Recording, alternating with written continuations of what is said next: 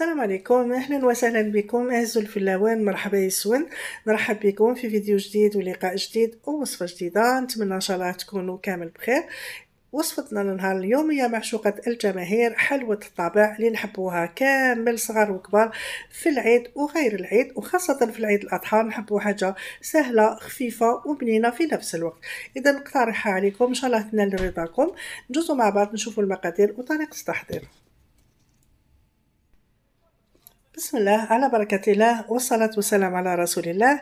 نبدأ بالمقادير. إذا عندي هنايا كيلو بيض، كيلو سكر، وكيلو زيت، يعني نفس الكاس نعبر به، صغير ولا كبير ما يهمش، المهم نفس الكيلو اللي نعمروا بها كامل.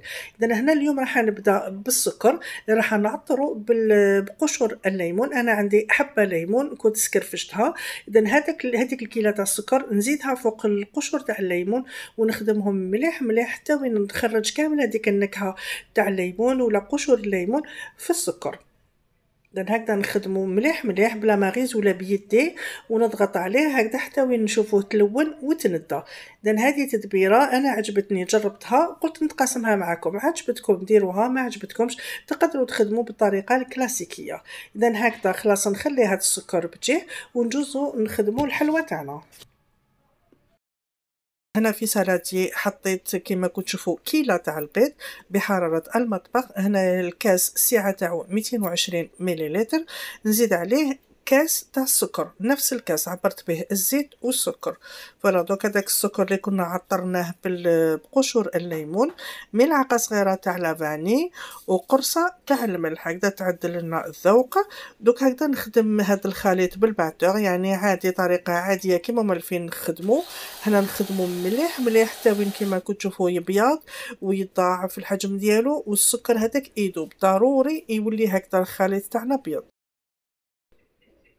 ومن بعد نزيدو الزيت. اذا في هذه المرحله كما كتشوفوا نزيد الزيت. هنايا ملاحظه بين قوسين، هذا المقطع انا زدته كي صورت الفيديو تاعي، ما تصورليش المقطع تاع الزيت. اذا عاود صورت لكم هكذا مقطع صغير امتي باساج حطيته هكذا باش يكون الفيديو كامل. يعني هنا اكيد راح تلاحظوا بلي الديكور ماشي كيف كيف. فوالا دونك هنايا بين قوسين انا كما قلت لكم دخلت الكميه تاع الزيت اللي هي كيلو تاع الزيت، كاس تاع 220 مليلتر معمر، وخدمته مليح مليح فوالا حتى وين تحصلنا على هذه النتيجه. دوك هنايا نحي الباتور ونبدا نزيد النواشف بالعقل بالعقل. فوالا هكذا كيما شفتوا الخليط تاعنا هذا هو اللي تحصلنا عليه. نجبد كامل هذوك الجوانب واش كاين. فوالا من بعد نزيد الفارينه اللي كنت صيرتها. هنا الفارينه راهي مصيره من قبل. زدت درت كاس ونزيد الكاس الثاني. اذا هنايا زوج كيسان ممكن ولا ثلاثه نديرهم على جهه، يعني ما كان حتى مشكل. من بعد اللي نبدا ندير غير بشويه باش ما يغلبنيش وما تنشفليش العجينه. هذوك نحركها غير هكذا بالعقل. نزيد هنايا الكاس الثالث والخميرة الكيميائية اللي هي كيس ونصف. كاين اللي يحب يدير زوج اكياس، انا ندير واحد ونص. الكيس فيه 11 غرام. هكذا صيرتها كما شفتوا، لا فيها حبيبات ولا نتفادى وداك الشيء.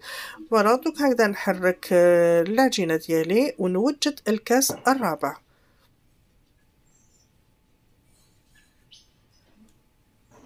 فوالا هنا الكاس الرابع درتو كامل.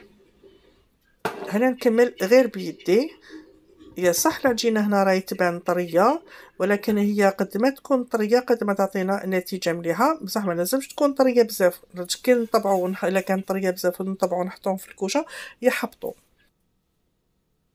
فوالا دوك هكذا نحيت لاماغيس كيما شفتوا. نكمل غير بيدي هكذا نقدر نحس العجينه تاعي. انا هذا القدر يكفيني.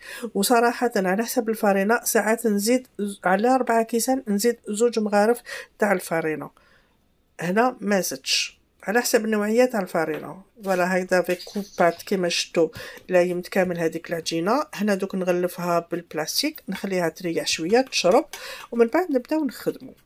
فوالا هذه العجينه اللي تحصلنا عليها. شوفوا الطراوه ما تلصقش في اليد، العجينه شابه.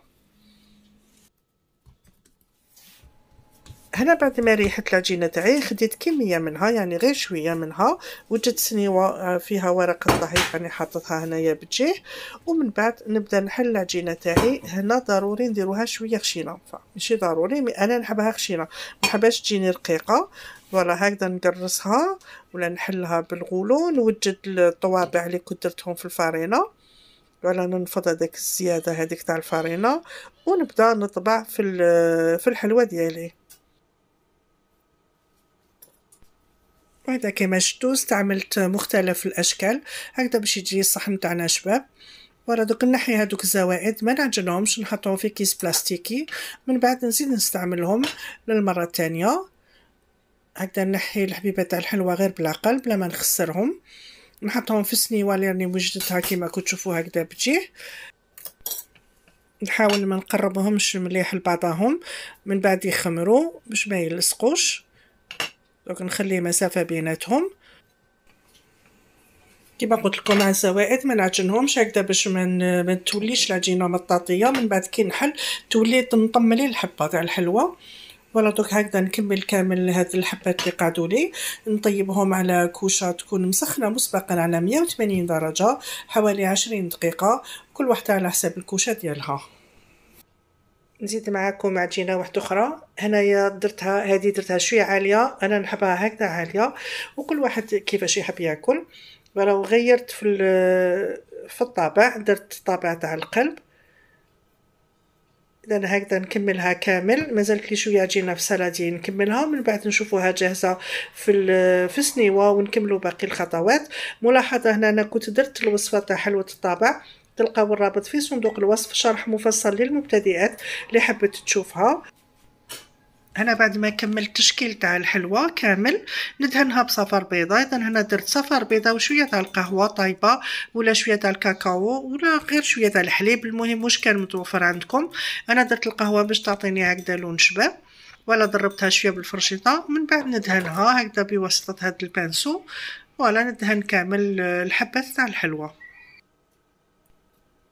وزينهم بتزيين بسيط. انا فضلت ندير لهم غير شويه تاع السكر هكذا يجوا كيما تاع بكري، وكل واحد يزين كيما يحب. طبعا هنا نحطوهم يطيبوا في كوشه تكون مسخنه مسبقا كيما قلت لكم على 180 درجه، نعسهم في طيابهم يطيبوا من التحت، نشعل لهم يتحمروا شويه من الفوق ونخرجهم. ولا الحلوة تاعنا كما كنت تشوفوا راهي جاهزة، تحمرت طابت وتشقت خاصة. اذا هنايا ما كان حتى سر، انا كما شفتوا خدمتها بكل بساطة بدون اي اضافات، والنتيجة راهي قدامكم كما راكم تشوفوا. جات الله يبارك. انا تعجبني هكذا كي تجي عالية وتجي مقرمشة من برا وطرية من الداخل. وهيدا لحقنا للنهاية تاع الفيديو تاعنا اليوم. هذه هي الوصفة اللي اقترحت عليكم، ان شاء الله تكون نالت اعجابكم ورضاكم. هكذا ان شاء الله. انا تاني بالمقابل ماذا بيا الى عجبتكم لا فيديو تشاركوها مع احبابكم واصحابكم لتكبر لمتنا. دعمكم معايا وتشجيعكم ليا اكيد حيكون محفز، وبتوفيق من رب العالمين وتشجيعاتكم ودعمكم ليا ومجهوداتي طبعا.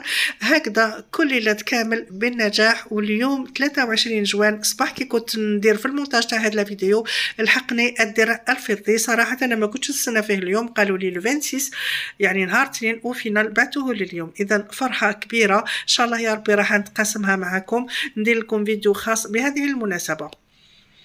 وفي الأخير ما بقى لي غير نقولكم في وصفة، نلقاكم إن شاء الله في وصفة قادمة. نخليكم في رعاية الله وحفظه، وإلى اللقاء.